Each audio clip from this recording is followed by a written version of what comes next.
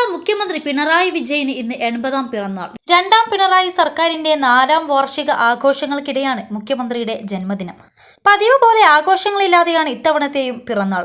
മുഖ്യമന്ത്രി സ്ഥാനത്ത് പിണറായി വിജയൻ നാളെ 9 വർഷം പൂർത്തിയാക്കും. ഏറ്റവും കൂടുതൽ കാലം സംസ്ഥാന മുഖ്യമന്ത്രി പദവിയിൽ ഇരുന്ന രണ്ടാമത്തെ നേതാവെന്നുൾപ്പെടെയുള്ള റെക്കോർഡ് കൂടിയാണ് മുഖ്യമന്ത്രി പൂർത്തിയാക്കുന്നത്. ഔദ്യോഗിക രേഖകൾ പ്രകാരം 1945 മാർച്ച് 21-നാണ് പിണറായി വിജയന്റെ പിറന്നാൾ. എന്നാൽ യഥാർത്ഥ ജന്മദിനം 1945 മെയ് 24-ആണെന്ന് 2016-ൽ 1ാം പിണറായി സർക്കാർ സത്യപ്രതിജ്ഞ ചെയ്യുന്നതിന്റെ തലേദിവസം പിണറായി വിജയൻ തന്നെയായിരുന്നു അറിയിച്ചത്. പിന്നീട് മാധ്യമങ്ങൾ ഉൾപ്പെടെ പിറന്നാൾ ദിനം ചർച്ചയാക്കുമ്പോഴും ആഘോഷങ്ങളില്ലാതെയാണ് ജന്മദിനം കടന്നുപോകാറുള്ളത്.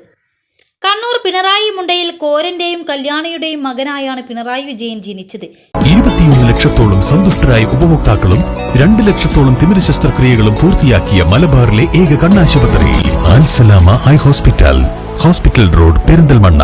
ശാരദാവിലാസം LP സ്കൂളിലും പെരളശ്ശേരി ഗവൺമെന്റ് ഹൈസ്കൂളിലും തലശ്ശേരി ബ്രണ്ണൻ കോളേജിലുമായിരുന്നു വിദ്യാഭ്യാസം. ബ്രണ്ണൻ കോളേജിൽ BA ഇക്കണോമിക്സിന് പഠിക്കുമ്പോൾ കേരള സ്റ്റുഡൻസ് ഫെഡറേഷൻ കണ്ണൂർ ജില്ലാ സെക്രട്ടറിയായി. 1964-ൽ KSF സംസ്ഥാന കമ്മിറ്റി അംഗമായി.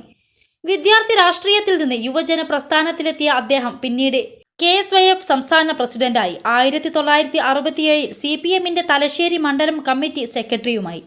1968-ൽ പാർട്ടി ജില്ലാ കമ്മിറ്റി അംഗവുമായി. 1972-ൽ ജില്ലാ സെക്രട്ടേറിയറ്റിലേക്കും 1978-ൽ സംസ്ഥാന കമ്മിറ്റിയിലേക്കും തിരഞ്ഞെടുക്കപ്പെട്ടു. ചടയൻ ഗോവിന്ദന്റെ മരണത്തെ തുടർന്ന് മന്ത്രിപദം ഉപേക്ഷിച്ച് 1998 സെപ്റ്റംബർ 25-ന് പാർട്ടി സെക്രട്ടറിയായി. പിന്നീടുള്ള 1/4 നൂറ്റാണ്ട് കേരള രാഷ്ട്രീയത്തിൽ പിണറായി വിജയൻ എന്ന പേര് മാറ്റിവെക്കാൻ കഴിയാത്ത ഒന്നായി മാറി.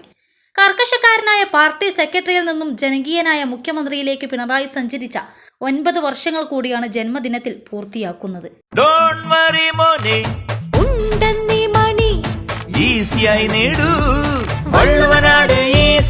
ആവശ്യം ഏതുമാകട്ടെ, പണം ഞങ്ങൾ തരും.